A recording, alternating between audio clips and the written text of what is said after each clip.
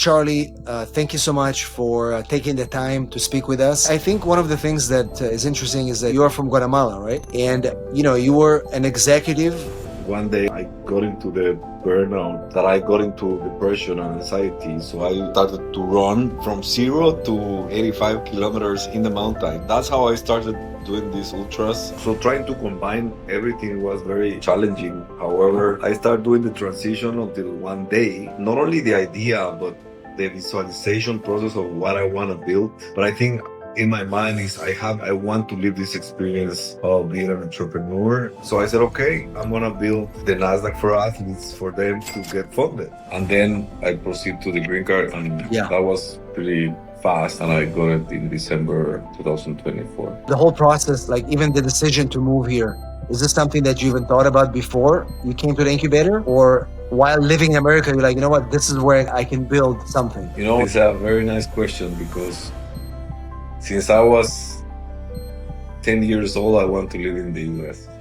Hello, my friends, and welcome back to our Visa to Venture podcast, where we interview the most inspiring global entrepreneurs from all over the world who come to the United States to build amazing companies.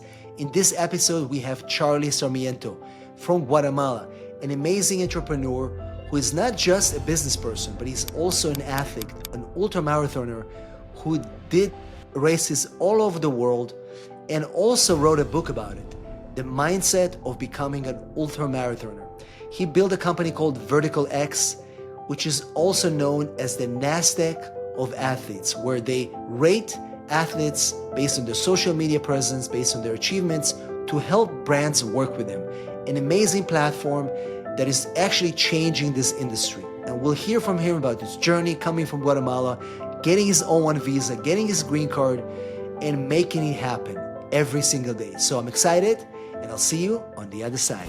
All right. Well, first of all, Charlie, thank you so much for taking the time to speak with us.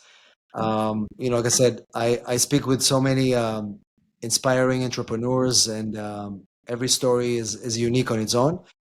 But with you, I mean, I think one of the things that is interesting is that you are from Guatemala, right?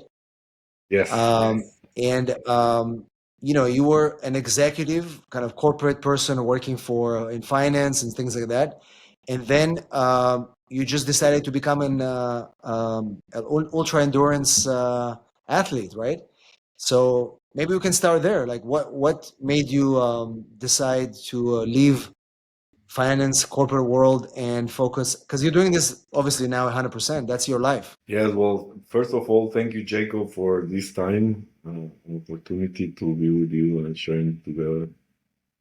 Yes, as you were mentioning, I was corporate executive for over 14 years, and one day I got into the burnout of being a corporate, and also having some other personal situations, that I got into depression and anxiety. So I started to run from 0 to 85 kilometers in the mountain. So that's how I started doing these ultras. And at the same time, I was doing both, like having this competitive high performance role in big companies, and also trying to achieve the highest level in the sports, right? In ultra trail running specifically. So this was 11 years ago, and that's how I started basically. And I kept that ladder until I said one day, I I I have to mix my two passions, which is the sports and business, and that's how everything started. Yeah, because we'll talk about Vertical X in a second, but for me, it's always interesting the transition. I spoke to another executive. He was working. He was actually a lawyer, and he was being very successful in his business. And then one day, he went to his office and he couldn't open the papers anymore. He said, "I can't do this anymore." And then he decided to go travel, and he traveled for 4 years. And so, for you, you said there was like a defining moment. Was it like a transition that you decided that you can be in the corporate, or there was something that happened in one day and you said, I'm out, I'm going to focus on this? No, for me, it was a transition. By that time, I already have 4 children. So I have to Wow, do it. 4 children. Yeah. Okay. So I have to do it differently. And so it was a transition. So I start building some side businesses, one side business specifically in sports. And but at the end of the day, I realized that when you are putting your energy in something, you have to go all in. If not, why even start? So trying to combine everything was very, very challenging. However, I started doing the transition until one day, um, with all the not only the idea but the visualization process of what I want to build. I have it very clear, and I did started to have some contacts globally in the sports world. So literally one day back in 2020, I said, this is it, right? I remember I was in Miami. I was closing a deal. I was by that time I was an M&A corporate manager for a fertilizer and agrochemical company, and we were expanding South America, and we just closed this deal there. And that day I said, like, I'm done. Like, I'm done in terms of with this, right? I'm always very grateful about being a corporate, but I think in my mind is I want to live this experience of being an entrepreneur. And so that's what for me, but it was a transition. So it was for over, I started doing the ultras in 2015 because I see the ultras also as an entrepreneurship, as an athlete. Because Absolutely. Yeah. that's Yeah. how I see it. And that was 2015, and my last corporate day was 2020. So it was 5 years of Transition. basically transition. Yeah. And so then you tell me a little bit about Vertical X, because I think it's kind of like you call this the NASDAQ for athletes, Yeah. where you basically have all these statistics about their reach, about their social impact. And what is this exactly? How would you say it in your words, what this company does, and why did you even think about it? Yeah. So in that journey of being an athlete, almost as I mentioned 11 years ago, I started realizing how hard it is to get sponsorships, to get funds to travel internationally, right? And compete at the highest level. Because if you stay at your country, in our case, I love Guatemala. I'm very grateful about it, but it's a small country, right? And sports is not developed.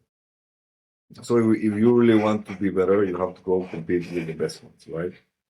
Um, as a benchmark. So that's what I did for that time. So I just realized first, the first venture that I did, well, in that line of Vertical X, I created a high performance training facility in Guatemala called Vertical Sports Performance, because Physical.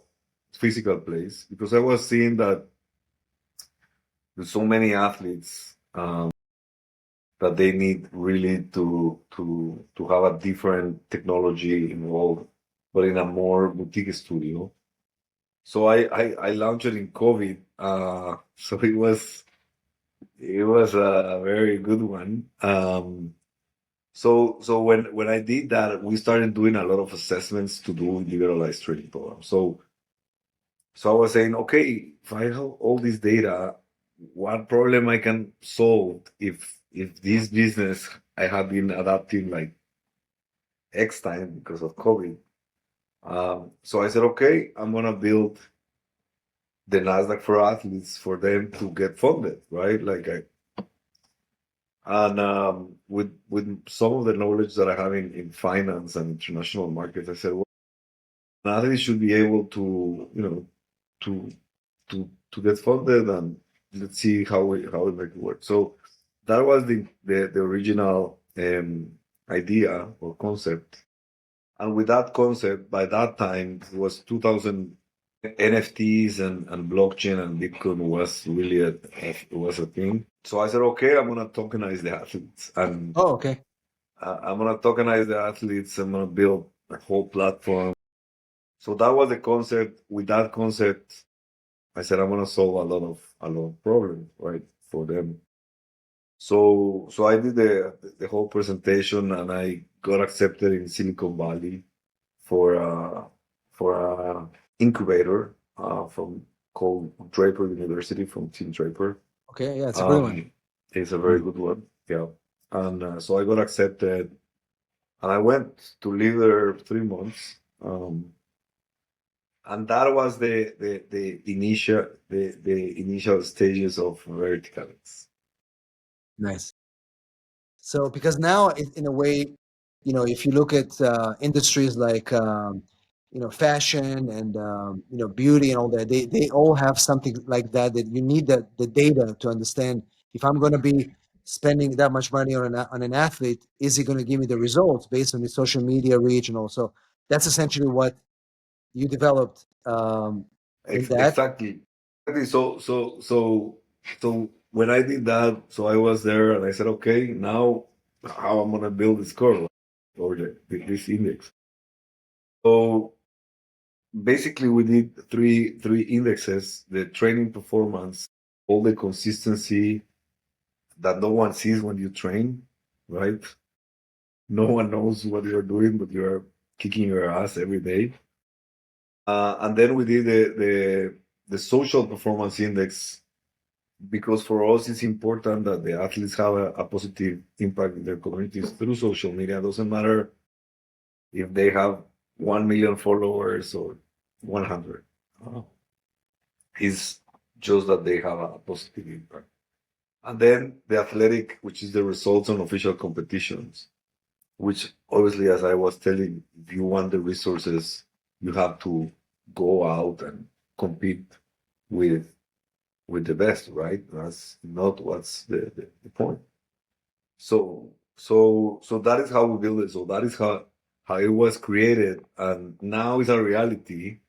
Um, so we got the VTX performance index, that what we are calling now. Because before it was the VTX score, now it's the VTX performance index. I don't wanna get related with the credit score. Yeah, yeah. so Well, so I said, there's a it's lot of related. there's value there, but Yeah. it kind of makes me think. I was interviewing a sports agent, a very known sports agent. And he was talking about, sometimes it's hard for him to work with some athletes because many of them behave in a very negative way outside of their court, or if they are in a private setting. Is this something that impacts your score? So for example, let's say I'm an athlete, I have all these followers, I do well on the court, but I am a horrible person in reality, and you can read about me in the papers, I slept my wife. Is this something that impacts your data when somebody wants to sponsor somebody that says, listen, I don't want to be associated with this guy because he is, horrible to women, for example? Do you know what I mean? I can hear you. Yeah, I lost you for a second. I can't hear you for some reason. Maybe log back in. Maybe you can try to. I can't hear you. Refresh. You can hear me? Oh yeah, now I hear. I just. Yeah, now I can hear you. Now you can hear me? Uh, No worries. can you hear me? Yes. Yeah. No, that's weird. Something in my cell phone. It's weird. Okay. So Yeah, perfect. Yeah. So basically, what I was saying is that sometimes we have athletes that are very good at what they do. They look great on paper, but they also have a social impact that is not positive. Is this something that you track with your algorithm as well? yes, yes, that's something that we do. It's not that we do it through some machine learning and AI, not necessarily on those specific situations, but more on reactions of their community. I see. So basically that's and obviously it has an impact on their index. Perfect. Yeah, because I thought, I mean, you want to put money in somebody that is crazy. in real life, right? So you went to the incubator. You came from Guatemala. Tell me a little bit about because a lot of the founders that I talk to are going for the visa journey, right? So you decided you guys are going to go into the incubator. What was your visa process after you finished at the incubator to start to stay here? And I guess you decided to build your company in the US, right? Yes, correct. So after going to the incubator, I was accepted in an accelerator in Austin, recommended by the Draper ecosystem. And that's how I ended up in Austin. So I start setting up the company there and building the company. And then I said, well, I will have to apply to the visa, right? I want to live here. So in my case, because of the athlete career and background that I have in Guatemala, um, I applied to the O1A, right? The O1A visa. So I said I'm gonna apply and see what happens. If that's the case, I bring the children and family to the US, right? So that's the first step that I did. And as you know, it's a lot of requirements, a lot of Absolutely. criteria. And yeah, that's the first thing that we did, well, that I did. And I was in Silicon Valley in June 2021, and I got the the O1A end of the third quarter of 2022. It took me like 4 months to get approved because I did the expedite process. Yeah, it was the best time It to apply was for it, one. yeah, Absolutely. 2022 absolutely, was the best time. People were getting it yeah, easy. yeah. And Well, I then don't know if it's easy, but uh, I don't know if easy is the word, but at least more smooth. uh, more smooth. Yeah. Yeah. And after that, you probably proceeded to get your green card through the EB1, right? Yeah, I proceed to the green card also for extraordinary abilities as well, and that was pretty fast. And I got it in December 2024. Yeah.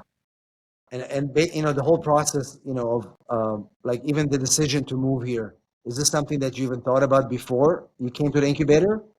Or while living in America, you're like, you know what, this is where I can build something.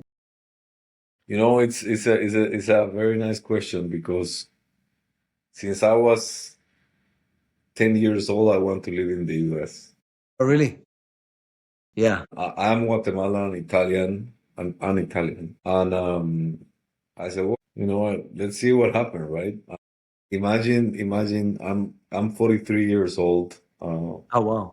and now I'm here. It's very, very nice for me to have accomplished that because it was through sports, through being an athlete. And for me, that's just one of the most beautiful gifts I have received.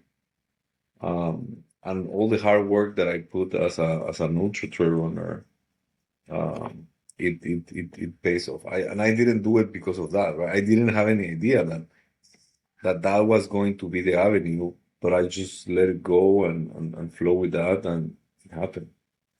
And the thing is that the nice thing about the EB1 and this process in the US is that they essentially say if you're good at what you do, if you're exceptional, they want you here. I mean, right now things are a little bit different, but still, if you have the skills and you have the something to contribute, it is a way to come here. And so obviously you say, well, I didn't do it to come here. I did it because you wanted to build something. But by coming here, you are able to amplify your achievements. And I'm sure that you've moved a lot since you came here, in terms of your company and achievements as well. Yeah, and I will say, like for me, it's like I'm grateful with Guatemala because obviously it gave me all the foundation to do what I did. I competed for Guatemala flag, but I'm a strong believer that the US opened me the doors because of the impact that I can make through vertical legs to the world from US. And so I will say that that's the value behind it. And that expertise and experience that I have been living in my life, how I'm gonna share it to the world, and US is a great stage Absolutely. to do that. So that's the way that I see it, and yeah, I'm also very grateful with the territory of the United States of America to open me the doors, and I always put my effort to build this company that I have been building the last 3 years, bootstrapping, and um, and it's challenging. It's challenging. It's not only challenging to be an entrepreneur in these days after pandemic. Honestly speaking, because that makes it a little bit more challenging, but also being an immigrant, right? Um, it's different, and all the fundraising process changed abruptly before they gave you investment with a pitch deck, and now it's a pitch deck, it's a product, it's a market fit product, it's a revenue, it's a team, it's basically it's full company. Well, not full, but so it has changed. It has its challenges, but I'm very, very, very grateful and blessed to have experienced this. Yeah. They say the sky is the limit here, right? People feel like there's no ceiling. You know, if you have ideas, you can go.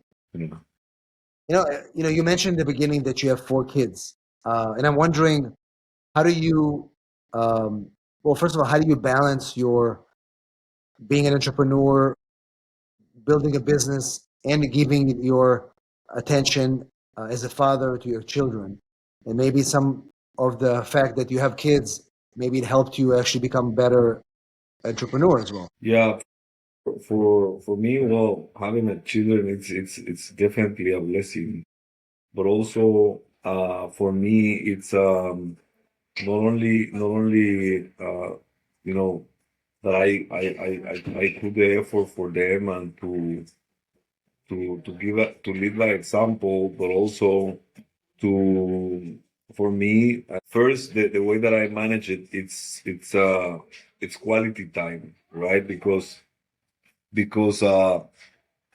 you have to prioritize, and it's time is not infinite, right? Like you have 24 hours, and how you're gonna use that time is what it really matters. And then so that is the one thing. So in my case, like from a training perspective, I try to wake up very early at 3:30 in the morning, 4:30 in the morning, and start going out and do what I love to do, and then try to focus obviously on some normal things in the morning.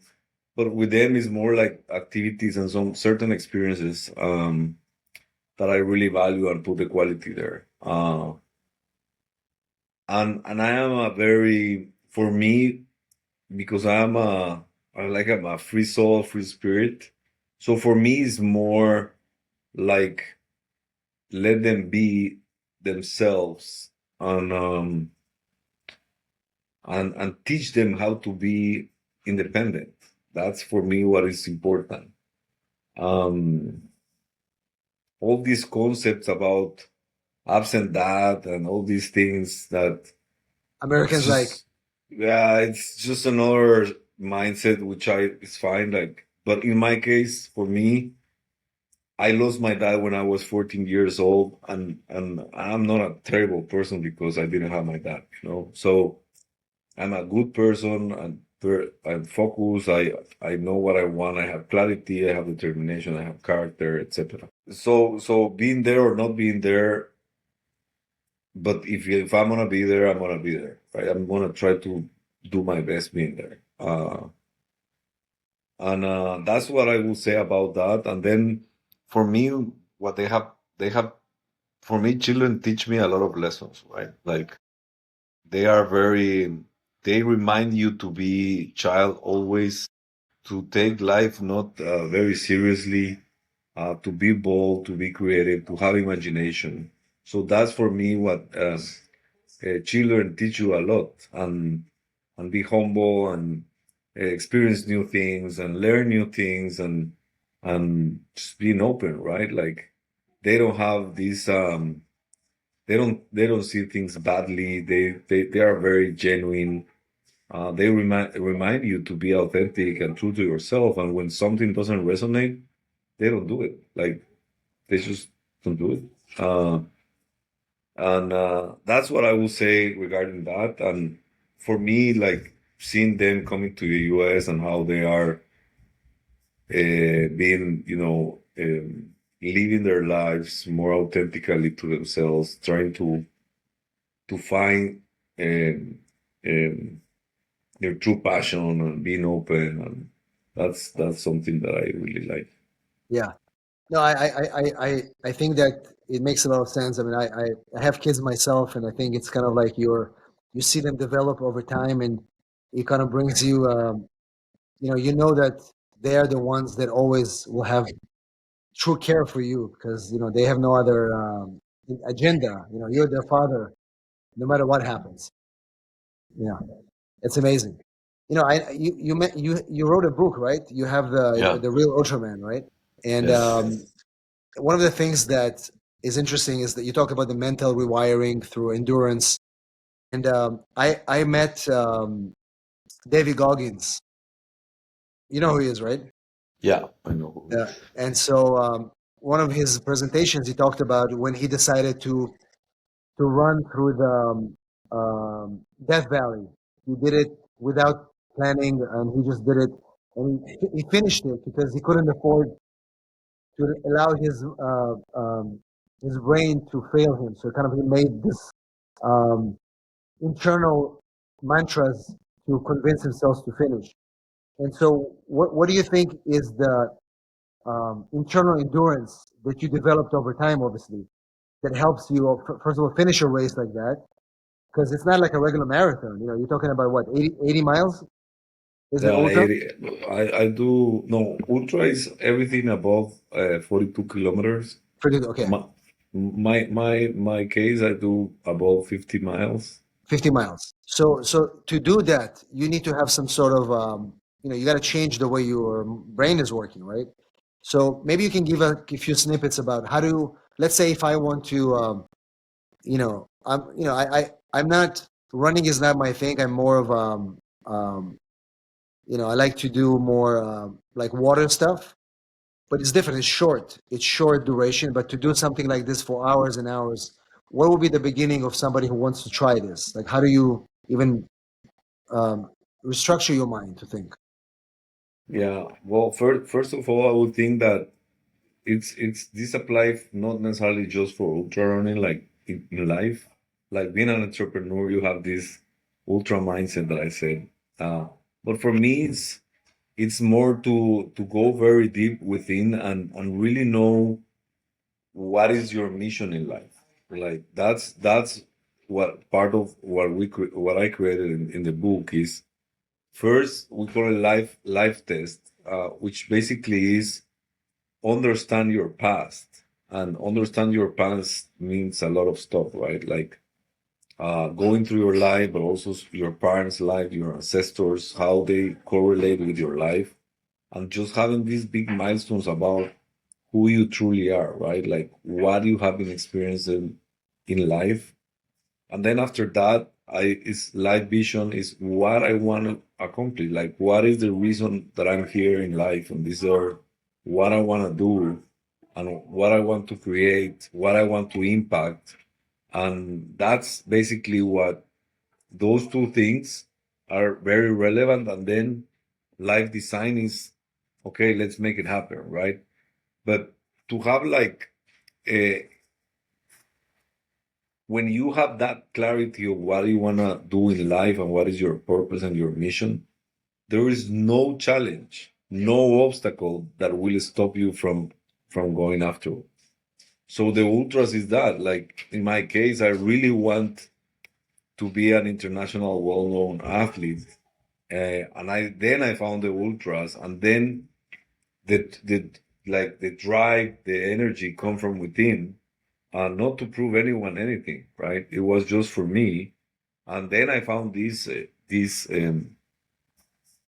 I would say talent or passion, talent, discipline, etc. That just made me run that. So for anyone who wants to do like specifically an ultra, for me is more like what is the intention behind, like, and this is applied for everything. What is the intention behind what I'm doing it, right? Like, um, and then it's more, it's a so for ultra runners, for me, the way that I see it, not because I am one, but it's because is what I see is they can really have an intersection between the soul, the mind, and the body, literally. Yeah, Uh, you have to. and that, yeah, you have to, because if not, it's no way. Like, it's no way, because the mind tricks you, because the body get confused and tired and whatever. Um, and then the heart is more like, okay, why I'm doing this, right? Like, why I'm here, like in the middle of the jungle at kilometer 120, remaining 50 more. Um, why I'm here, right? Like, and so those kind of deep questions. If you don't have the answer, you are done. You're done, right? Yeah, you'll Uh, stop. You'll break. yeah, you Yeah, quit. Yeah. yeah. So that's what I will say, and that's what the book is about. The book is about how I solve my own traumas through this mindset, through this system that I created for me, and yeah, that's basically what it's all about. And so, having this mindset, obviously, because that helps you obviously in your entrepreneurial journey as a CEO, as a founder. But how do you convey that kind of level of dedication to your team? Because not all of them have that same drive, maybe, and nobody, you don't have a team of ultra marathons working with you. So, how would you take this as a leader and try to be receptive or more kind of like relatable to your team to say, you know what, we got to finish this project. I can work 24 hours, but I know they can't. But what can I tell them to still keep them motivated? Yeah, that's a good one, because typically, in my case, I'm a very intense person. Not everybody goes at that speed with that intensity, right? And so it's I will say it's a lot of, and that's another topic that I really like. I like human behavior. I'm a big fan of Carl Jung, and is to really understand the other people, your teammates' life, right? In general, like their story, what they're living now, what they drive, and to find those trigger points, it, that connect, that you can connect with them, because you are aware, right? You are the one who have the awareness and the empathy to connect with them. So when you have that intuition, awareness of connection, then you can really push a little bit harder. Not all of them will respond the same way, because everybody has the different threshold, right? But at the end of the day, at least people who have worked with me, I'm sure that they have learned something. Like it or not, I don't give a shit. Right. But they, By I know they did. by association. Yeah, exactly. Yeah. So that is a tough. That is a like it's tough, because it's an art. I think it's an art, and everybody's dealing with their own shadows. Everybody wants, they have their own things, and how you can be helpful, but also setting up boundaries to not take advantage of it because it happened, right? Charlie, as we get to the end of the show, I always have the question that I ask everybody. It's the same question at the end, which is, if you could go back to your younger self, maybe your early teens, and take some of the lessons that you know today, and try to tell that young Charlie one lesson to improve their growth eventually, what would be that? And I know you have a obviously unique situation because you lost your dad as a young boy, but maybe with that or other things that you could say, well, I know now. I will say that what I will say to Jose Carlos Charlie Sarmiento at 7 years old, I will tell him, dude, just be yourself. Don't try to please anyone. And just be yourself, be authentic, be love, and be a light for your life. And in that capability, you will bright other people's lives. That's what I will tell him. Amazing. I love it. Well, Charlie, I appreciate it very much. And if anybody wants to find you, what is the best way to connect with you or whatever you want to leave? And I'm going to put a link in the notes, but if you want to say it verbally, where would people find you and your company? So in my company, basically, c@vtxathlete.com, and then also Instagram @Ultra Sarmiento, and LinkedIn, Jose Carlos Charlie Sarmiento. I'll put the links in the show so everybody can find it. Well, Charlie, it's a pleasure. It's very inspiring. And now I'm going to rethink my habits. I'm going to start running more. Thank you, Jacob. Thank you, Jacob. I do really appreciate this conversation with you, and I admire what you are doing for others to be bold and come to the US and just make things happen. And now that, as you said, the situation is different. But we're not going to stop. We're going to keep helping people. And exactly. I think, like I said, it's the only way we can bring the next Charlie Sarmiento, right? It has to be more business. Thank you so much, Charlie. It's a pleasure. And if you ever visit San Diego, please let me know. I'd love to connect with you, and I'll do the same. You're based in Austin. In Austin, please feel free to come. I'll let you know. I want to visit your facilities. Yeah. Thank you so much, and good luck tonight with the Israeli event. Thank you so much, Jacob. Appreciate it. Thank you, sir. Bye-bye.